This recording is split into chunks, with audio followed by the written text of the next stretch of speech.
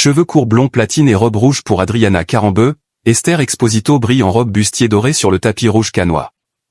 Ce mercredi 20 mai 2026, la 79e édition du Festival de Cannes a vibré au rythme de la projection hors compétition de La bataille de Gaulle, l'âge de fer. Entre un casting français prestigieux et un parterre d'invités internationaux, la croisette a fait le plein d'effervescence. Esther Exposito et Adriana Carambeu ont notamment illuminé ce tapis rouge.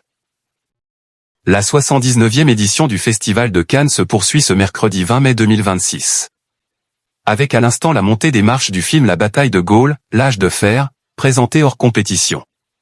Un long métrage réalisé par Antonin Baudry, Le Chant du Loup, Quai d'Orsay, et porté par un casting impressionnant, notamment composé de Benoît Magimel, Mathieu Kassovitz, Nils Schneider, récemment complice avec Virginie Efira. Et Karim Leclou, il avait remporté en 2025 le César du meilleur acteur pour le roman de Jim. Sans oublier Simon Abkarian, puisque c'est lui qui incarne le général de Gaulle à l'écran.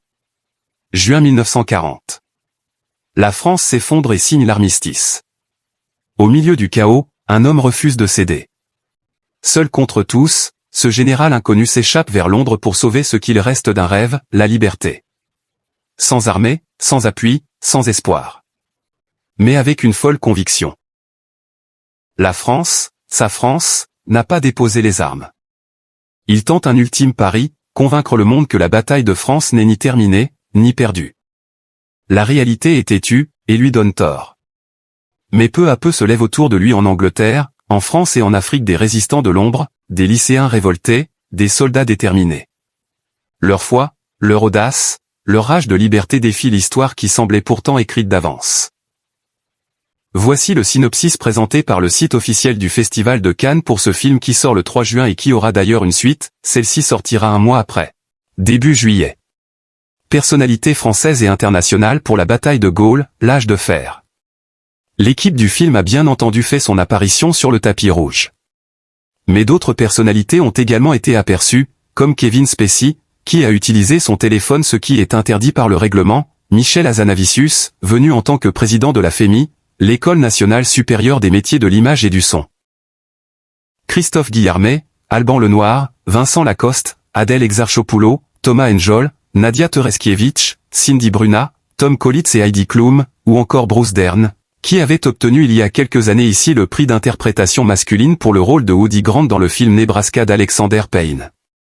Sans oublier Nabila, Cindy Bruna, Angélique Angarny-Philopon, mais aussi Esther Exposito.